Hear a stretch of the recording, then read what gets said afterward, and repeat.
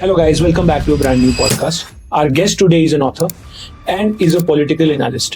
इन्होंने कई सारी बुक्स लिखी हैं और हम चर्चा करेंगे कुछ इनकी विशेष बुक्स के बारे में। और अभी 22 जनवरी 2024 को अयोध्या में राम मंदिर तैयार हो रहा है। उसी के उपलक्ष्य में इनकी जो लेटेस्ट बुक पब्लिश होने वाली है वो है Ramayana on family and life, जिसमें उन्होंने बहुत ही सरल तरीके से लोगों को रामायण फॉलो करने का एक प्रिंसिपल, कुछ गाइडलाइंस दी है, तो हम वो समझेंगे इनसे। इन्होंने एक ट्रायोलॉजी पीछे पब्लिश करी थी जो उत्तर प्रदेश के सीएम योगी आदित्यनाथ जी के ऊपर है, तो हम उसकी भी चर्चा करेंगे। मैं बात कर रहा हूँ मिस्टर शांतनु गुप्ता, जो एक नोएडा के निवासी हैं, और चलिए उनको बुलाते हैं और उनसे चर्चा करेंगे इन बुक्स के बारे में।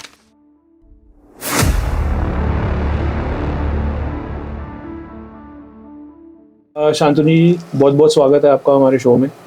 तो सबसे पहले हम चर्चा करते हैं, आप 22 जनवरी 2024 में अयोध्या में राम मंदिर का उद्घाटन हो रहा है, ग्रैंड प्राण प्रतिष्ठा हो रही है। प्राण प्रतिष्ठा हो रही है। मैं हिंदी में इतना अच्छा नहीं हूँ इसलिए नहीं बिल्कुल तो आप उसके उपलक्ष्य में ये अपनी नई बुक पब्लिश कर रहे हैं जिसका नाम है Ramayana on family and life. तो सबसे पहले बहुत बहुत हार्दिक शुभकामनाएं आपको इस बुक के लिए। Thank you. हम समझते हैं थोड़ा आपका इंस्पिरेशन फॉर दिस बुक कि आपने क्यों सोचा कि मेरे को बुक लॉन्च करनी चाहिए। जी जी जी। मैं नमस्कार, और एमएच टॉक के सभी दर्शकों को, व्यूअर्स को भी नमस्कार और जय श्री राम। आपने ठीक कहा कि 22 जनवरी 2024 भारत के इतिहास में, और मैं कहता हूं विश्व के इतिहास में बहुत इंपॉर्टेंट दिन है। इंपॉर्टेंट दिन इसलिए है, किताब पे आते हैं फिर। इंपॉर्टेंट दिन इसलिए है कि एक सभ्यता ने, एक संस्कृति ने, एक धर्म ने इतनी लंबी लड़ाई लड़ी।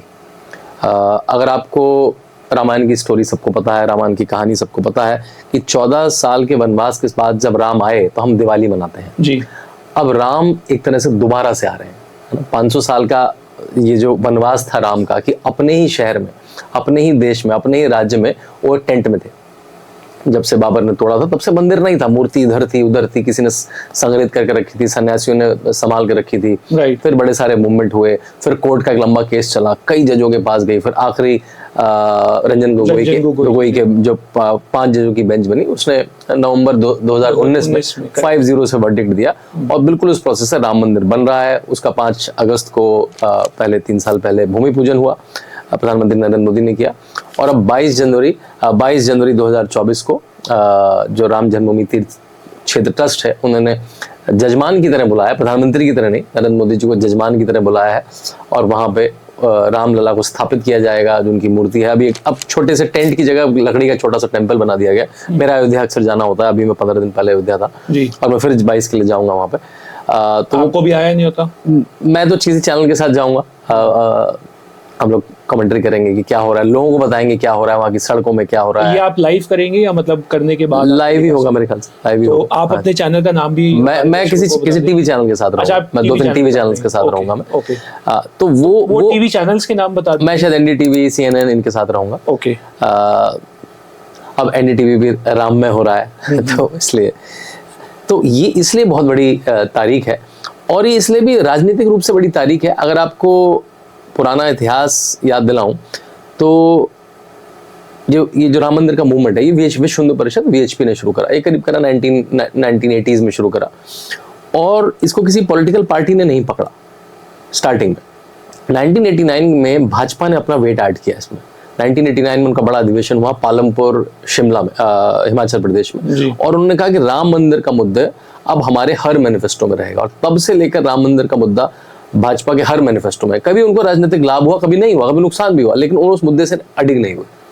जब कोalition की सरकार भी बनी, उनका हाँ अभी ये हमारे कॉमन मिनिमम प्रोग्राम में, लेकिन हमारा मुद्दा है जब हम शायद पावर में, सत्ता में आएंगे तो हम इस मुद्दे के साथ रहेंगे।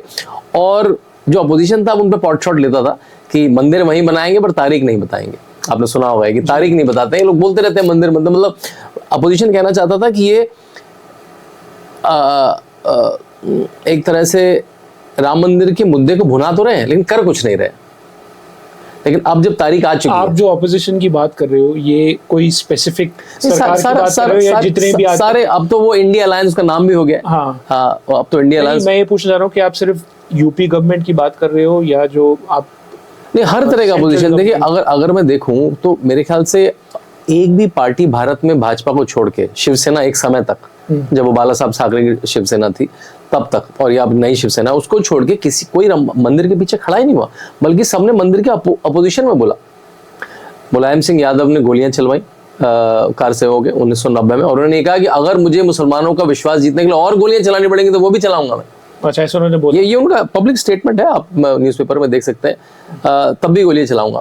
अखिलेश यादव आए, अखिलेश यादव ने जब 2012 में वो मुख्यमंत्री बने, उन्होंने वीएचपी की कार्यशाला चलती है वहां पे, मैं बहुत समय से, वीएचपी ने तो मान रखा था मन से कि मंदिर तो बनेगा, जिस दिन बनेगा तब के लिए मैं तैयारी रखूंगा। बिल्कुल वो जैसे लेगो ब्लॉक बच्चों के होते हैं उसकी तरह पिलर पिलर पिलर पूरे जो मॉडल आपको दिखता है उसके वो तराश रहे हैं मंदिर, सालों से तराश रहे, 30 साल से 40 साल से तराश रहे हैं। तो उसके पत्थर आने बंद कर दिए। तो राजस्थान से अलग अलग जगह से पत्थर आते थे। वो कार्यशाला में इतने पैरानॉइड थे अखिलेश यादव कि उन्होंने वो पत्थर ही आने बंद कर दिए। फिर अभी क्या नाम है उनका, शफीउल बर्क सांसद हैं समाजवादी पार्टी के, संभल एक जगह है उत्तर प्रदेश में, उन्होंने कहा 22 जनवरी ब्लैक डे है, 22 जनवरी जो आ रहा है वो ब्लैक डे है, और मैं अपने जीवन में देखना चाहूंगा कि बाबरी मस्जिद दोबारा से आ जाए वहां पे। मतलब इस तरह के स्टेटमेंट आ रहे हैं। उनके एक और नेता हैं जो रामचरितमानस को सड़कों पर फाड़ रहे हैं। तो सबकी पब्लिक स्टेटेड पोजीशन है और लोगों ने उस पोजीशन को देख लिया है। आज भी उस पोजीशन में 3-4 उदाहरण और दूंगा पहले आपको। बट बाबरी मस्जिद को तो ऑलरेडी एक 5 एकड़ की लैंड और लोकेट हो चुकी है अयोध्या के पास ही। जो बड़ा लार्जर, जो पहले फैजाबाद बोलते थे अयोध्या, उसमें 5 एकड़ की है, उसमें निर्माण भी शुरू हो गया। लेकिन देखिए, आप इंसेंटिव जिसको बोलना है वो तो बोलेगा, वो राजनीतिक कारण से बोल रहा है या नहीं बोल रहा है। मैं तो आपको बताना चाह रहा था कि पिछले 30 साल में सबने अपनी स्टेटेड पोजीशन रखी है। 1989 से भाजपा ने अपनी स्टेटेड पोजीशन रखी है कि हमें मंदिर वहां पे चाहिए और ये हमारा लक्ष्य है, गोल है, हम इसे लीगल प्रोसेस से लेकर आएंगे। कांग्रेस ने क्या कहा, जब राम सेतु के मामले में उनसे कहा गया, उनसे एफिडेविट मांगा गया, तो उन्होंने कहा कि राम तो इमेजिनरी है, राम की कहानी तो काल्पनिक कहानी है, मतलब रामायण पे, राम पे उनका बिलीफ ही नहीं है। फिर आ जाते हैं हम अरविंद केजरीवाल पे। उन्होंने बड़े भाषणों में कहा कि इस पे तो हॉस्पिटल बनना चाहिए, मायावती की पार्टी ने इस पर टॉयलेट का सेट बनना चाहिए। अरविंद केजरीवाल ने कहा, मेरी नानी ने कहा है कि ऐसी जगह पर राम मंदिर बनना ही नहीं चाहिए, उनको दुख हुआ राम मंदिर बनने से। ममता बनर्जी ने कहा कि भाई राम, अगर जय श्री राम बोलोगे तो वो एक टैबू था। तो हर आदमी ने अपनी स्टेटेड पोजीशन बता रखी है पिछले 30 साल से। स्टालिन के लड़का कहता है कि सनातन धर्म तो HIV है, डेंगू है, मलेरिया है, और उसको खड़गे के पुत्र और चिदंबरम के पुत्र उसको सपोर्ट करते हैं। तो सबने एक तरह से स्टेटेड पोजीशन अपनी बता रखी है, सबको पता है कि, और जनता को पता है कि इनकी स्टेटेड पोजीशन है। ऑन रिकॉर्ड राहुल गांधी ने कहा कि जो लड़के मंदिर जाते हैं वो तो लड़की छेड़ते हैं, उस कैरेक्टर के लोग मंदिर जाते हैं, हिंदू धर्म के लोग इस कैरेक्टर के होते हैं। उन्होंने भगवा आतंक, भगवा सैफरन टेररिज्म, हर तरह की बात कही। तो अब वो all of a sudden meltdown हो रहा है कि हमें तो इनविटेशन नहीं आया, हमें तो ये नहीं आया, हम तो जाएंगे नहीं जाएंगे। आपको इनविटेशन अगर पहले तो आ भी गया है, मुझे लगा नेशनल पार्टीज को सबको इनविटेशन आ भी गया है। मेरे ख्याल से सबसे बड़ी दुविधा सोनिया गांधी की मन में होगी कि जाऊं ना जाऊं तो लगेगा तो नरेंद्र मोदी का शो है, मैं कैसे आ गई, है ना। फिर मेरा जो क्रिश्चियन वोट बैंक है, मेरा जो मुस्लिम वोट बैंक है, उसका क्या होगा, और नहीं जाऊंगी तो लगेगा जो मेरा हिंदू वोट बैंक है उसका क्या होगा। हम हिंदू वोट बैंक उनका बचा नहीं है कुछ, क्योंकि जो उन्होंने यातनाएं करी हैं। तो मेरे ख्याल से इसलिए बहुत बड़ा इंपॉर्टेंट मोमेंट है, जो करोड़ों भारतीय, करोड़ों हिंदू, करोड़ों सनातनी, ना केवल भारत में, विश्व में है, उनके लिए बड़ा इमोशनल मूवमेंट है, और अपोजिशन के लिए बड़ा पॉलिटिकल मूवमेंट है कि क्या करें ना करें इस स्थिति में। तो इसलिए आई थिंक बहुत इंपॉर्टेंट डेट है वो 22 जनवरी। और राम दोबारा से आ रहे हैं, और प्रधानमंत्री नरेंद्र मोदी ने कहा कि उस दिन हमें फिर से दिवाली बनानी चाहिए और फिर से दिए जलाने चाहिए।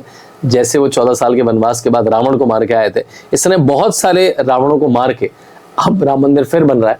बहुत सारे इस तरह के रावण जिन्होंने उस राम मंदिर को रोकने की कोशिश करी। बहुत, जैसे आपको याद है कि रामायण की कहानी में ताड़का, मारीच, सुबाहु, ये यज्ञों में विघ्न डालते थे। ऐसे बहुत सारे ताड़का, मारीच, सुबाहु अपोजिशन पार्टीज में रहे।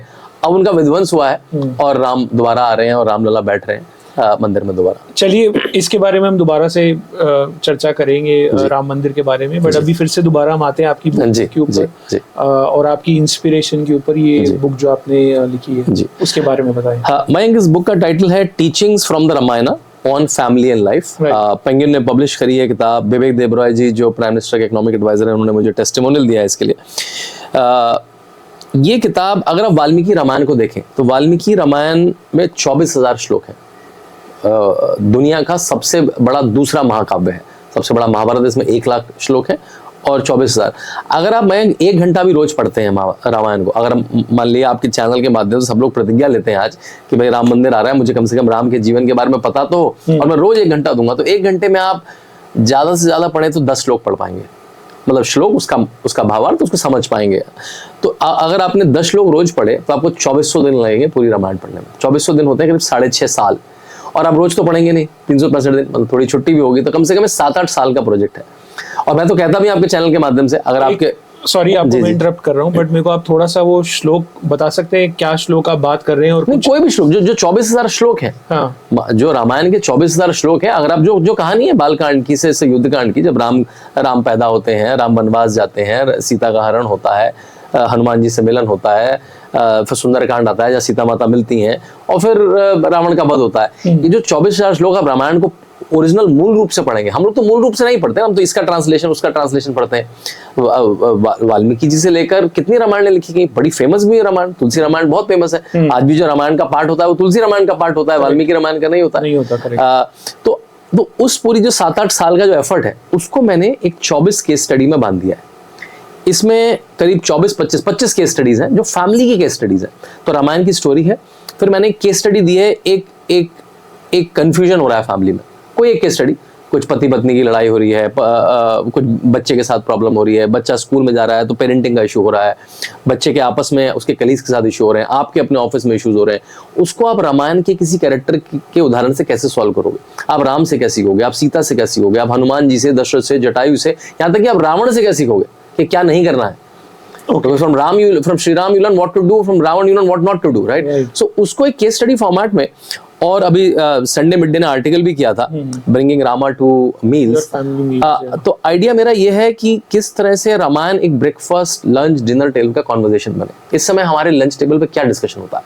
ये होता है कि कौन सी नई कार आई है, क्रिकेट में क्या हुआ, कोई पॉलिटिकल टॉपिक क्या है, कौन सी हीरोइन। जब आप पहले इकट्ठे बैठते हैं, पहले तो इकट्ठे बैठते हैं, फोन छोड़कर बैठते हैं। हाँ, मैं तो बल्कि सबसे रिक्वेस्ट करता हूँ कि कम से कम 1 या 2 मील, लंच तो मुश्किल है, सब लोग काम करते हैं, आजकल वर्क फ्रॉम होम में बहुत सारे लोग घर भी रहते हैं, लेकिन ब्रेकफास्ट और कम से कम डिनर की पॉसिबिलिटी सबसे ज्यादा होती है कि एक मील साथ में बैठे, सब लोग एक दूसरे का पूरा दिन जाने, और उसमें रामायण के, महाभारत के, गीता के, वेदों के, कहानियों के, जो भारतीय संस्कृति से आते हैं, पंचतंत्र की कहानियों के, अमरचित कथा की कहानियों के, उसके उदाहरण दे, और उसे मतलब ऐसा कोई बोरिंग प्रीची ना बना दे। उसमें बहुत मजेदार कहानियां है इसमें, बल्कि रामायण अगर आप किसी स्टोरी टेलर की, जैसे कोई विदेशी स्टोरी टेलर है जिसको नहीं पता है भारतीय संस्कृति, वो भी कहेगा रामायण एक बहुत ही एक्साइटिंग स्टोरी है, क्योंकि इसमें कुछ हो रहा है, हर समय कुछ हो रहा है। तो उसे स्टोरी लेवल पे डिस्कस करें, फिलोसॉफिकल लेवल में डिस्कस करें, मॉरल लेवल पे डिस्कस करें, उसको डिबेट आउट करें।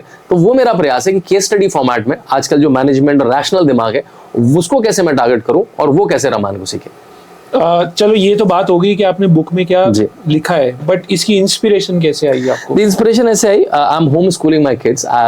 My son is Abhiram who is 10 years old and my daughter Nakshatra is 5 years old। तो मैं और मेरी धर्मपत्नी श्वेता, हम लोग होम स्कूल कर रहे हैं बच्चे। मेरे बच्चे आज तक स्कूल नहीं गए।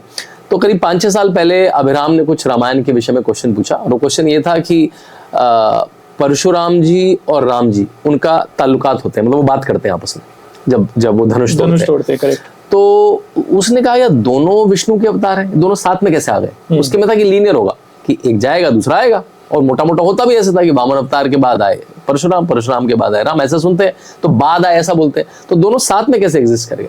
तो क्वेश्चन तो वैलिड ही था। मैंने उस समय तो कुछ गोल गोल आंसर दे दिया बच्चे की क्यूरियोसिटी को शांत करने, लेकिन मुझे भी लगा ये तो अच्छा आंसर नहीं है, there must be better answer. और उसी समय मैं योगी आदित्यनाथ की जीवनी पे अध्ययन भी कर रहा था।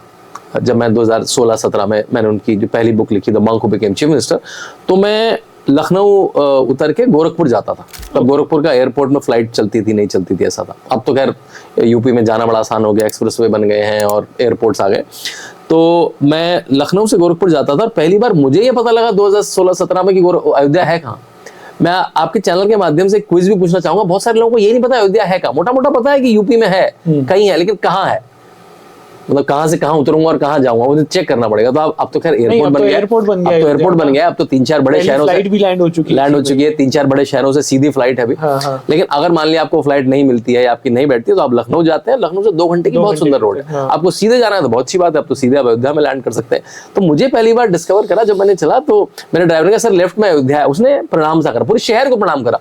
और आपको पता है उस इलाके का व्यक्ति अयोध्या को अयोध्या नहीं बोलता है, अयोध्या जी बोलता है, श्री अयोध्या बोलता है। ये बड़ा अच्छा लगा। तो मेरे भी अब कोशिश आती है जब मैं अयोध्या बोलूं तो अयोध्या जी बोलूं कि अयोध्या जी आ गई। तो अयोध्या जी आ गई, मैंने कहा किसी व्यक्ति किसी के बारे में बोल रहा है अयोध्या जी, उसने प्रणाम करा। तो मुझे कुछ अयोध्या में करीब ऐसा माना जाता है कि 8,000 से ज्यादा मंदिर है, और अब अयोध्या में पास होंगे तो आपको बहुत सारे गोपुरम दिखेंगे जैसे मंदिरों के, जबकि राम मंदिर तो अभी बन रहा है, लेकिन और छोटे बड़े बहुत सारे मंदिर हैं वहां पे।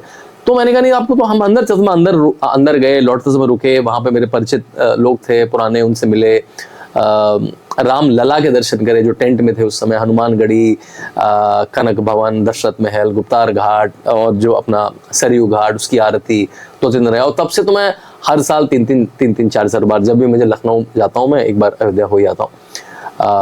तो उन दिनों मुझे पहली बार रामायण के स्कॉलर से मिलना हुआ, ट्रेडिशनल स्कॉलर से मिलना हुआ, और रुचि बनी कि ये तो बहुत डीप टेक्स्ट है। जो हम स्टोरी सुनते हैं, रामानंद सागर जी का भला हो कि उनके चक्कर में हमको स्टोरी पता लग गई, तो हम बहुतों को तो स्टोरी नहीं पता रहती, मोटा मोटा शायद हल्की फुल्की स्टोरी पता रहती। नहीं, अगर वो ना होता तो मेरे ख्याल से जो 80 के दशक के बच्चे हैं उसके बाद तो किसी को पता चलता ही नहीं कि, और स्टोरी भी मैं तो कह रहा हूँ फिलोसॉफिकल लेवल पे रामायण अलग लेवल पे है। देखिए रामायण एक तरह की चैट जीपीटी है, उस पर आप छोटी क्वेरी मारोगे तो छोटी क्वेरी निकलेगी। छोटी क्वेरी मतलब कि स्टोरी क्या है, तो आपको एक्साइटिंग स्टोरी, अरे भाई राम पैदा हुए, जंगल में चले गए, वनवास हुआ, लड़ाई हुई, तो ये एक्साइटिंग स्टोरी। लेकिन उसमें फिलोसफी क्या है, उसमें फिलोसफी अलग अलग लेवल पे है। उसमें आध्यात्मिक फिलोसफी है, उसमें एक राम राज्य की फिलोसफी भी है कि उसमें राम राज्य क्या है, उसमें एक मॉरल लेसन है, उसमें पति पत्नी के रिश्तों के लेसन हैं, उसमें बहुत, उसमें फौना एंड फ्लोरा की क्या वनस्पति थी उस एरिया में उसकी भी स्टडी है, बहुत सारे लोगों ने उसकी स्टडी करी है। उसमें कौन कौन से जानवर मिले उनको 14 साल में, वो जानवर आज भी हैं क्या, उसकी भी स्टडी है। उसमें हाइड्रोलिक प्रेशर्स की डॉक्टर नीलेश से अलग अलग लेवल पे स्टडी कर रहे हैं। उसमें एस्ट्रोनॉमी की स्टडी है। तो चैट जीपीटी की तरह जो क्वेरी भेजोगे वो निकल के आएगी, वो एक एंशिएंट चैट जीपीटी है। तो वो जो इंस्पिरेशन मुझे आई कि इस पे तो लिखा जाना चाहिए, इसे तो अलग अलग तरह से स्टडी कराना जाना चाहिए। और क्योंकि मैं मैनेजमेंट का स्टूडेंट हूँ, मैं एक्सेल से पढ़ा हूँ, मैंने कॉर्पोरेट में काम किया है 10 साल, देश में विदेश में काम किया है, इन्वेस्टमेंट बैंक में काम किया है, तो मेरी क्वेरी थोड़ी उस तरह की थी और मेरा जो पीयर ग्रुप था उस तरह का था उस समय। तो मैंने कहा इसमें देखा जाए कि आज के मॉडर्न समय में जो हमारे घर हैं, जो हमारे फैमिलीज हैं, हमारे रिलेशनशिप है, उसमें क्या कुछ ये वैल्यू ऐड कर सकता है। तो वहां से शुरू हुई, जो मेरे बालक का एक प्रश्न था उसको मैं रामायण कैसे पढ़ाऊं, और फिर मैंने रामायण स्कूल शुरू कर दिया कोरोना में, और मैं इस समय कई हजार बच्चों को करीब 22-23 देशों में रामायण सामने से पढ़ा चुका हूँ, ऑनलाइन पढ़ा चुका हूँ। अब मैं जब जाता हूँ, कभी यूके जाता हूँ, जर्मनी जाता हूँ, यूएस जाता हूँ, तो मुझे अपने विद्यार्थी मिलते हैं जिन्होंने रामायण पढ़ी है। तो मेरा ये सारे पेरेंट्स से आपके चैनल के माध्यम से कहना है कि रामायण, महाभारत और गीता ये बच्चों को कम से कम 8-9 साल की उम्र से पढ़ाना शुरू कर दीजिए। चाहे उनके लिए आपको ट्यूटर रखना पड़े, फिलोसफी, उसकी फिलोसफी क्या है, उसकी स्टोरी क्या है, उसके मंत्र वो याद कर ले तो बहुत अच्छी बात है, लेकिन मंत्र ना भी याद कर पाए, उसका एसेंस क्या है, वो क्यों लिखे गए, रामायण क्यों लिखा गया है, महाभारत क्यों लिखा गया, स्टोरी के बियॉन्ड क्या है। और जब तक वो कॉलेज पहुंचेंगे तो every one of them should be a scholar in Ramayana Mahabharata. वो उनके जीवन में भी है, चाहे वो कॉर्पोरेट में जाए, चाहे वो इन्वेस्टमेंट बैंक में जाए, चाहे वो मॉडर्न टेक्नोलॉजी में जाए, पॉलिटिशियन बने, स्पोर्ट्समैन बने, लेकिन जो रामायण महाभारत और गीता की नींव होगी वो उनके साथ रहे।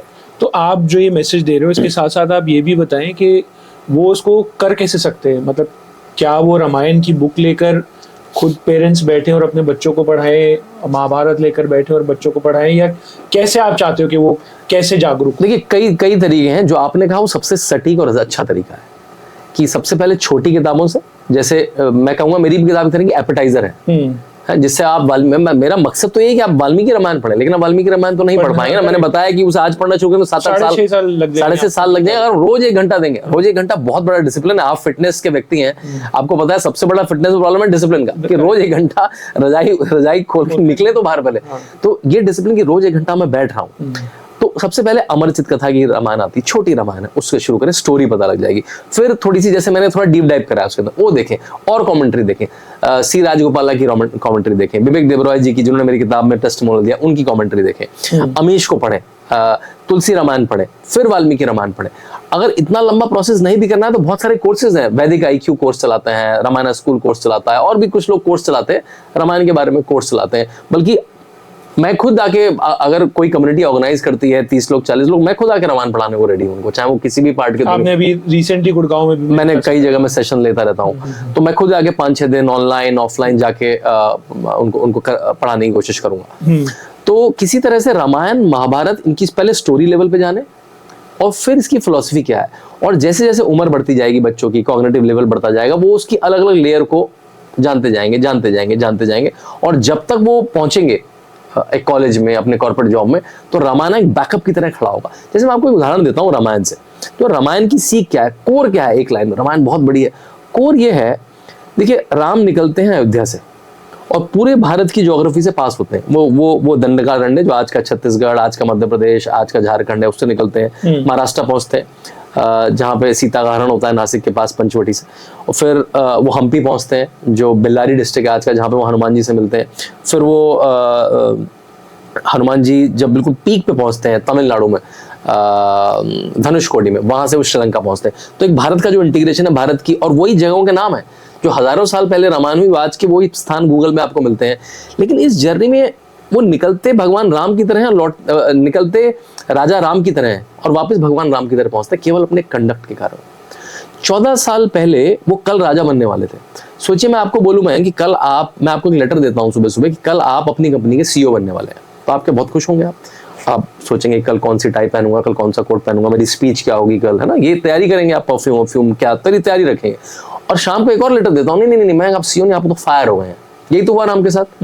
राम को सुबह कहा गया कि आप कल आपकी राज्य अभिषेक होने वाला है। फिर केकई और मंथरा ने प्लॉटिंग करी और शाम तक पता कि आपको वनवास जाना, लेकिन वो उसमें संभव थे। he was fine, right? बल्कि लक्ष्मण ने ये तो कहा कि हमको आर्मी लेके दशरथ पे, अपने पिता पे युद्ध छेड़ देना चाहिए और इस पे कैप्चर करना चाहिए। तो राम ने उनको समझाया, सीता माता उनके साथ आई। ठीक है, ऐसे में नॉर्मली एक आदमी क्या होगा, सुसाइडल हो जाएगा। जो मैंने आपको सिचुएशन दी सीईओ वर्सेस फायरिंग, करेक्ट, तो कहेगा यार ये क्या, आज की डेट में तो हो ही जाएगा, सुसाइडल होगा बिल्कुल ना, कि भाई सीईओ वर्सेस फायरिंग है ना, ये एक ही दिन में हो जाएगा अगर उसके साथ, तो सुसाइडल हो जाएगा। और फिर वो उन 13 सालों में कैसा रहेगा उसका, यार क्या कहाँ मैं फंस गया, मतलब अभी ना तो खाने के लाले हैं, मेरी बीवी भी राजघराने से आई, उसको उसका गिल्ट भी होगा, उसको कहाँ सुलाऊं, कहाँ खिलाऊं, कहाँ रहूं, कुछ है ही नहीं। But what is he doing? Is he disappointed? No. You know what is he doing? He's learning each day. He's becoming a better person. He's upskilling. आज की टर्म में कौन? He's upskilling himself. वो रोज एक ऋषि को ढूंढ रहे हैं, वो गुरु को ढूंढ रहे हैं। किसी से अपना शरीर कैसे ताकतवर हो, सूर्य नमस्कार का डिस्क्रिप्शन है। किसी से वेद पुराण की टीकाएं सीख रहे हैं, उनकी क्या और एक्सप्लेनेशन, क्या और अंडरस्टैंडिंग हो सकती है। किसी से वॉर का क्राफ्ट सीख रहे हैं, किसी से जस्टिस का और शासन चलाने का, कर व्यवस्था का, ये सब सीख रहे हैं। वो किसी ऋषि के साथ, किसी साधु के साथ एक दिन, किसी के साथ एक हफ्ता, किसी के साथ एक महीना, किसी के साथ एक साल बिता रहे हैं। वो 13 साल उनके करीब जाते हैं केवल सीखने में। और 13 साल के बाद जब ऑलमोस्ट वनवास पूरा होने वाला है 14 साल का, उनकी पत्नी किडनैप हो जाती है। मतलब पहले आपकी you lost your kingdom and then you lost your wife. मतलब wife, you can equate wife to someone who is very close to you, right? फिर वो अपनी दुनिया का सबसे अपनी लाइफ की सबसे बड़ी वॉर लड़ते हैं, उसमें वो इंद्रजीत के हाथों 2 बार मरते बचते हैं। तो now you imagine Rama's life. He lost his kingdom, he lost his wife, he was about to lose his life twice. लेकिन उसके बाद भी एक बार भी उन्होंने किसी भी रूल को चीट नहीं करा, उन्होंने वनवास धर्म को चीट नहीं करा, उन्होंने जो युद्ध धर्म है उसको चीट नहीं करा, और वो बिल्कुल ऑनेस्टी से, वेट करके, परजवरेंस से, जो बिल्कुल दबा कुचला है उसका साथ लेके, वो शबरी से मिल रहे हैं, वो अहिल्या से मिल रहे हैं, वो बाली के साथ भी तो टाइप कर सकते थे, नहीं, उन्होंने सुग्रीव के साथ करा जो खुद एग्जाइल था, उसकी पत्नी को दिलाया, बानर सेना को इकट्ठा करा, उनको ट्रेन करा, उसके साथ लड़ाई लड़ी। बल्कि वो स्किल से, मैं तो कहना चाहूंगा स्किल में वो रावण से कम थे, लेकिन फिर भी उनकी मॉरल स्किल इतनी हाई थी कि उन्होंने रावण कितने बड़े एम्पायर को हरा दिया। और आज भी हम रावण की नहीं, राम की बात कर रहे हैं। राम का मंदिर बन रहा है, राम के लिए केस लड़ा गया, रावण की नहीं बात हो रही है। तो अगर आपके जीवन में दिक्कत आती भी, कभी आपकी लाइफ में कोई भी ट्रेजेडी आए, कोई भी डिसअपॉइंटमेंट आए, राम का जीवन सोचिए कि भाई क्या मेरी ट्रेजेडी राम की ट्रेजेडी से बड़ी है? क्या मेरा किंगडम चला गया? क्या मेरी बीवी, क्या मेरी जीवन जाने वाला है? नहीं ना, उतनी बड़ी ट्रेजेडी, हम फिर भी बहुत ज्यादा डिसअपॉइंटेड हो जाते हैं छोटी छोटी बातों में, और उसके बाद राम वापस आए। तो मेरे ख्याल से, और ये कहानी भारत के परजवरेंस की कहानी भी है। भारत में कितने आक्रांता है, गौरी, गजनी, मुगल, अंग्रेजों से लेकर कितने आक्रांता है, फिर भी आज भारत एक अकेली प्राचीन सभ्यता है, बाकी सारी सभ्यता मर चुकी है। करेक्ट। अब तो पूरा जो वर्ल्ड ऑर्डर बहुत नया है ना, 2000 साल का तो वर्ल्ड ऑर्डर है, और उसमें भी तो बहुत कुछ तो 200 साल 400 साल पुराना है। बल्कि मैं तो ये बात कहता भी हूँ, सुनने में कई लोगों को, मैं वेस्ट में बहुत जाता हूँ, बुरी भी लगेगी, कि जब हम गीता का पाठ पढ़ रहे थे यहाँ से कुछ दूर कुरुक्षेत्र में, कृष्ण और अर्जुन को बता रहे थे, तो विदेश में लोगों को ये नहीं पता था कि टॉयलेट कैसे जाना और कपड़े कैसे पहनने। वो तो बहुत लेट सिविलाइज्ड हुआ। जो गीता की जो क्लोजेस्ट डेटिंग है वो 7000 साल पुरानी है। 7000 पहले तो वेस्ट की हालत देखिए, वेस्ट में तो मतलब 200-300 साल पहले टॉयलेट्स नहीं मिलती हैं प्रॉपरली, उनकी सिटी कंस्ट्रक्शंस प्रॉपर नहीं है। तो हम तो बहुत डेवलप्ड इकोनॉमी, हाँ ये लोग सब चुरा के ले गए, उन्होंने अपनी सभ्यताएं अच्छी कर ली, वेल्थ ले गए पूरे ईस्ट से चुरा के, अफ्रीका से चुरा के उन्होंने अपने आप को डेवलप कर लिया, पूरे में ज्ञान बांटते हैं। जो 200 साल पहले 300 साल पहले उनके देश अलग थे। तो मेरे ख्याल से ये जो भारत की परसेवरेंस की कहानी है कि इतने आक्रांताओं के भारत भी, भारत की सभ्यता स्थिर है। आज भी हम चंद्र की पूजा भी करते हैं और चंद्रयान भी भेजते हैं। हम विदेशों में जाके टाटा कंपनी कारों ही खरीदती है, लेकिन वो कार जब खरीद के लाते हैं तो पहले मंदिर ले जाते हैं। तो हम सभ्यता और संस्कृति और विज्ञान दोनों को साथ लेके चलते हैं। ये केवल भारत में ही संभव है। और ये मुझे लगता है ये जो कहानी है, जो सीख है, ये हमें रामायण से, श्री राम से आती है। इसलिए भी 22 जनवरी की डेट बहुत इंपॉर्टेंट है। अब मतलब मैं तो सिर्फ जो व्यूअर्स हैं या जो दर्शक हैं उनके बिहाफ पर मैं बात कर सकता हूँ। तो आप जो बोल रहे हो कि हमें उनसे कुछ सीखना चाहिए, और कोई भी आपकी लाइफ में ऐसी स्थिति आती है तो उससे परेशान ना होकर उससे लड़ना, आप यही कहना चाह रहे हैं, राइट? बट हो सकता है कि कई जो लोग हैं वो ये सोच लो यार वो तो भगवान थे, हम थोड़े ना भगवान हैं, तो हम तो परेशान होंगे। उसके बारे में आप क्या? देखिए बहुत इंटरेस्टिंग है। अगर आप वाल्मीकि रामायण पढ़ेंगे, वहां पे कभी राम का ट्रीटमेंट किसी भगवान की तरह नहीं है। राम का treatment like a person in body and mass, right? और दिखाया है कि उनको भी दुख हुआ, उनको भी गुस्सा आया, वो भी हंसे, वो भी रोए, सारी संज्ञाएं आती हैं। और मर्यादा पुरुषोत्तम राम की, जैसे मैंने कहा कि वो एक राजा राम की तरह निकले थे और अपने कंडक्ट से भगवान राम बने। तो he is the God who became God by his conduct, not कि उन्होंने कोई जादू दिखा दिया या वो कोई रूप दिखाया उन्होंने भगवान का। कृष्ण ने अपना भगवान का रूप दिखाया, कई 2-3 बार दिखाया महाभारत, 2-3 बार, लेकिन राम ने कोई रूप नहीं दिखाया। राम ने एबिलिटी दिखाई हर समय, अपनी एक्स्ट्राऑर्डिनरी एबिलिटी दिखाई, अपनी करेज दिखाई। जैसे मैं आपको बताता हूँ, वो चाहते तो 14 साल का वनवास बड़े आराम से चीट कर सकते थे। कैसे चीट करते? पूरे रास्ते में जितने भी राजा थे वो सब दशरथ के मित्र थे, और दशरथ इतने प्रतापी राजा थे। तो राम के पास तो बड़ा खतरनाक आईडी कार्ड था, वो कहते हैं हाँ मैं दशरथ पुत्र। तो कोई भी डर के अंदर बोला भाई तुम बाहर क्यों खड़े हुए, कपड़े क्या मैंने, चलो भाई ढंग के कपड़े पहनो, खाओ और अंदर चलो। तो वो तो किंगडम हॉपिंग करते करते बड़े आराम से 14 साल बिता लेते। उन्होंने एक दिन भी वनवास का धर्म चीट नहीं करा, बल्कि एक बार तो चीट करने का पूरा मौका था। कब था? जब उन्होंने सुग्रीव को महल में पहुंचा दिया। सुग्रीव भी एग्जाइल्ड थे, वो भी पहाड़ों में रहते थे, किष्किंधा की पहाड़ियों में रहते थे, ऋषिमुखा हिल बोलते हैं, आप लोग ट्रैकिंग करते हैं कर्नाटका में वहां जाके, तो वो वहां रहते थे। जब इन्होंने बाली को मार के सुग्रीव को अपने किले में वापस पहुंचा दिया, अपने राजघराने वापस पहुंचा दिया, तब तो जा ही सकते थे, उसके साथ चले जाते, तब तो सीता माता को ढूंढने की प्लानिंग कर रहे थे। लेकिन ये वहां रहने लगे जहां सुग्रीव रहते थे, उन केव्स में। पूरा मौका था, कौन देख रहा था? ये चाहते तो पूरा चीट कर सकते थे, लेकिन एक दिन भी, बल्कि क्षत्रियों को तो उस समय हर तरह का खाना खाने की आजादी भी थी, जैसे जो अलग अलग तरह का खाना, लेकिन उन्होंने कहा था कि इन 14 साल मैं केवल जल मूल फल खाऊंगा। जल मतलब पानी, मूल मतलब कंदमूल, और फल मतलब फल। 14 साल एक दिन में उन्होंने उस व्रत को नहीं तोड़ा। वो 14 साल सेलिब्रेट रहे, पत्नी साथ में होने के बाद वो सेलिब्रेट रहे। तो वो जो उनकी स्पाइन है ना, कि जो मैंने दृढ़ निश्चय लिया है वो मैं करूंगा। बल्कि जो सबसे अच्छा संवाद है वो है राम और भरत के बीच में। जब भरत उनको लेने आते हैं, जब भरत को पता लगता है कि ये क्या हो गया, राम चले गए, दशरथ मर गए, मेरे लिए हुआ है, मेरे कारण हुआ है, उनको गिल्टी होता है, वो राम को लेने जाते हैं। तो दोनों के बीच में जो कॉन्वर्सेशन है ना, वो अगर आप पढ़ेंगे तो आपको कोई वैसा व्यक्ति नहीं होगा, उसको मतलब आंखों से आंसू आ जाएंगे आपके, बल्कि आपको गिल्टी भी होगा कि मैं ऐसा करता हूँ क्या, अपने भाई के साथ, अपनी बहन के साथ, अपने मित्रों के साथ। भरत कह रहे हैं कि आप वापस चलिए, आप राजा बन जाइए, मैं इसके काबिल नहीं हूँ। राम कह रहे हैं नहीं, तुम जाओ, अब तो पिताजी मर चुके, मुझे उनके वचन का पालन करना है। आजकल के 2 भाई तो कहते हैं मैं ही सीईओ बनूंगा। हमने अंबानी से लेकर रैनबैक्सी सब में देखा है, ग्लोबल कंपनीज में देखा है, भाई मैं ही सीईओ, तू कौन है? और आज वो कह रहे नहीं, भरत कह रहे तुम राजा बनो, राम कह रहे तुम राजा बनो। ऐसा देखा है आपने कभी?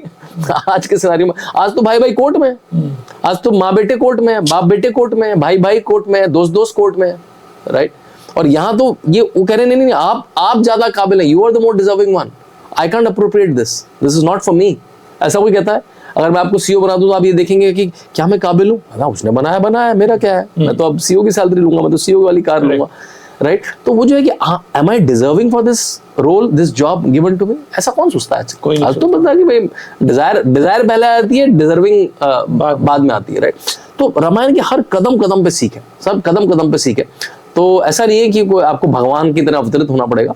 अगर आप रामायण को पढ़ेंगे तभी मैंने इसको एक बिल्कुल ह्यूमन लेवल पे फैमिली की स्टडीज के फॉर्म में रामायण को अवतरित करा, इसलिए आनंद आएगा लोगों को पढ़ने में इसके बाद। अच्छा, आप मेरे को थोड़ा सा और बताएं इसके बारे में, जैसे जो रामानंद सागर की जो जी सीरियल आया था, जो एपिसोड्स आए थे, वो majority, I mean they do touch base upon जब राम जी छोटे थे, उसके बारे में भी, बट जो मेजॉरिटी ऑफ द उनका सीरियल चला या जो एपिसोड्स आए वो आए उनके वनवास के बारे में या जो उनकी लड़ाई हुई रावण के साथ।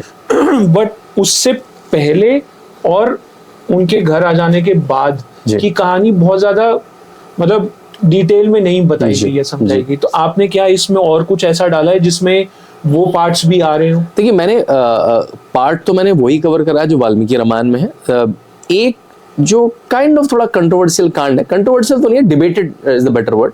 तो हम बाल कांड से शुरू करते हैं कहानी, जहाँ राम जी का जन्म होता है और उनका सीता से विवाह होता है। फिर हम अयोध्या कांड में आते हैं जहाँ इनका एग्जाइल हो जाता है, वनवास हो जाता है। फिर हम अरण्य कांड में आते हैं जहाँ माता सीता का हरण हो जाता है। फिर हम किष्किंधा कांड में आते हैं जहाँ राम जी हनुमान जी और सुग्रीव से मिलते हैं। फिर हम सुंदर कांड में आते हैं जहाँ हनुमान जी सीता माता को ढूंढ लेते हैं। और फिर हम युद्ध कांड में आते हैं जहाँ लड़ाई होती है और रावण का वध होता है। इसके बाद एक और कांड आता है जिसको कहते हैं उत्तरकांड। उत्तरकांड मतलब इसके बाद जो हुआ, जिसमें लव कुश, राम का वापस आना, राम राजा की तरह कैसे कंडक्ट करे। उसमें कुछ लोग कहते हैं कि ये बाद में लिखा गया, ये वाल्मीकि जी ने नहीं लिखा। इसमें माता सीता का वनवास एग्जाइल है, उसकी चर्चा भी करें। तो कुछ लोग इससे बचना चाहते हैं। तो एक तो ये पार्ट कुछ कम लोग कवर करते हैं। और राम जी के जन्म से तो बालकांड शुरू होता है, वहां से तो रामानंद सागर जी ने भी कवर करा, लेकिन हाँ उस पार्ट को कम दिखाया जाता है।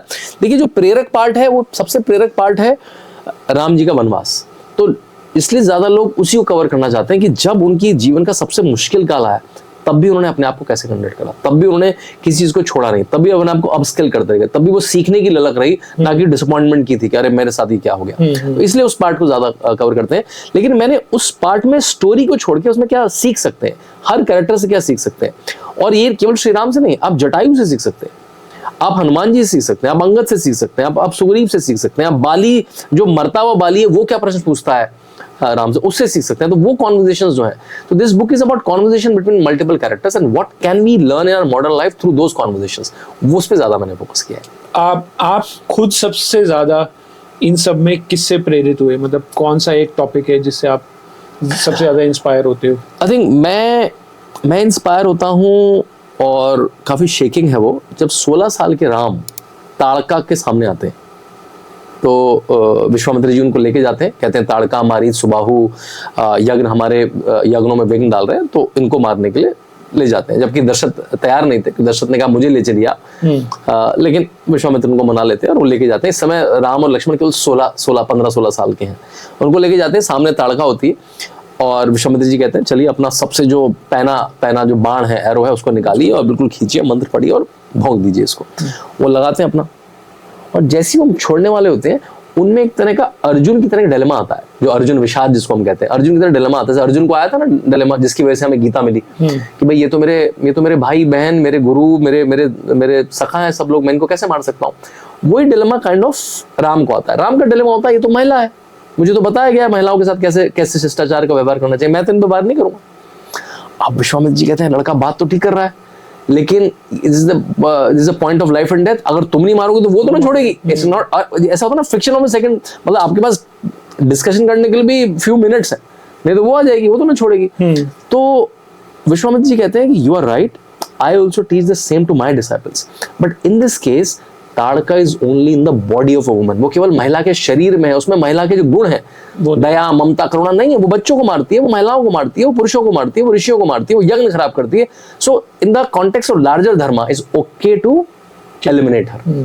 तो ये जो नुआंस होता है, लेकिन मजे की बात इसमें क्या है मैं, कि सामने लाइफ एंड डेथ है, तब भी मेरा मॉरल कंपास ऑन है, मेरा मतलब श्री राम का। ये जो बात है ये हिला देती है। हम क्या होते हैं, अभी आपकी फ्लाइट छूट रही है, आप सोचेंगे क्या मॉरल कंपास, आप सोचेंगे छोटो हटो यार, किसी के लगेगी छोटा मोटा, ठीक है ट्रैफिक लाइट जाएगी, मेरी 8,000 की फ्लाइट छूट रही है, या मेरी विदेश की 50,000 की फ्लाइट छूट रही है, जिस दिन ठीक होगा उस दिन ट्रैफिक फॉलो करूंगा। देखिए, राम को हम इसलिए नहीं याद करते हैं कि वो most strategic tactical cunning person थे, क्योंकि वो मर्यादा पुरुषोत्तम श्री राम थे। जब लाइफ एंड डेथ का भी मामला है तब भी उनका मॉरल कंपास उतना ही ऑन है जो एक पीस टाइम में ऑन है। तो ये आपको हिला देता है कि यार लाइफ एंड डेथ में 16 साल का बालक, उसे मरने की चिंता नहीं है, कह रहा नहीं मेरा तो मॉरल कंपास सेटिस्फाई नहीं होगा, तभी हम उसको मर्यादा पुरुषोत्तम कहते हैं। तो आप दूसरा, जब दशरथ ने जब कैकेयी ने कहा कि इनको वनवास भेज दो और भरत को राजा बना दो, तो मना भी कर सकते थे, नहीं मानते। भाई वो उन्होंने जो वचन दिया था वो केवल कैकेयी और दशरथ को पता था, कोई पेपर पे तो दिया नहीं था, कोई राजपत्र पे दिया नहीं था, और कोई टेस्टिमनी भी नहीं थी कि महल में कहा हो, सबने सुना हो। केवल वो चैरिटर बैठा होगा, जो सारथी होगा उसने सुना होगा, वो तो छोटा आदमी है, 2 थापड़ मारो, हटा दो उसको साइड में, मतलब कोई ऐसी बड़ी हेफ्ट नहीं थी। बट उन्होंने क्या कहा, जो तुलसी रामायण में बहुत सुंदर लिखा है, रघुकुल रीत सदा चली आई, प्राण जाए पर वचन, मेरे प्राण चले जाएंगे लेकिन मैं वचन नहीं छोड़ूंगा। और उनका जो उन्होंने जब बाद में उसको एक्सप्लेनेशन दिया कौशल्या माँ को, उन्होंने कहा कि अगर भाई मैं राजा होके वचन नहीं पालन करूंगा तो जनता तो रोज वचन तोड़ेगी, तो पूरे समाज में हराकरी मच जाएगी। कोई सुबह वचन देगा, शाम को तोड़ देगा, अपने बच्चे को, अपनी बीवी को, अपने सखा को, अपने मित्र को, व्यापार में लोग वचन, हर चीज तो साइन नहीं होती है ना, हर आधी चीज तो वचन पे, प्रॉमिस पे, कमिटमेंट पे चलती है, तो पूरे समाज में हेराफेरी मच जाएगी। जो मैं इक्ष्वाकु का वंशज हूँ, हरिश्चंद्र का वंशज हूँ, भागीरथ का वंशज हूँ, अजय का, रघु का वंशज हूँ, मेरी तो जो लीनेज है उसकी बिल्कुल मजाक उड़ जाएगी। जो हमने मेंटेन किया है ये कि धर्म और नीति कितनी इंपॉर्टेंट है, केवल उसको स्थापित करने के लिए अपने बच्चे को जाने दिया, और सच में उनके प्राण चले गए। राम के जाते ही उनका खाना छूट गया, उनकी सांसें अस्थिर हो गई, उनका सोना छूट गया, और कुछ समय उनका निधन हो गया। तो जो कहना प्राण जाए पर वचन न जाए, उनके प्राण सच में चले गए। और फिर भी क्यों? क्योंकि प्रॉमिस का लेजेंड बना रहे, वचन रखने का लेजेंड बना रहे। मतलब मैं सोच रहा हूँ तो रोंगटे आ रहे कि हम लोग करते हैं ऐसा, हम तो बॉन्ड पेपर साइन करके झूठा बोल देते हैं, झूठ बोल देते हैं, आधे कोर्ट में केस लड़ेंगे। चेक बाउंस क्या है, आपने चेक दिया, अगर यार बाद में देखेंगे, बाद में फोन कर दिया, चेक को कैंसिल कर दो बैंक को।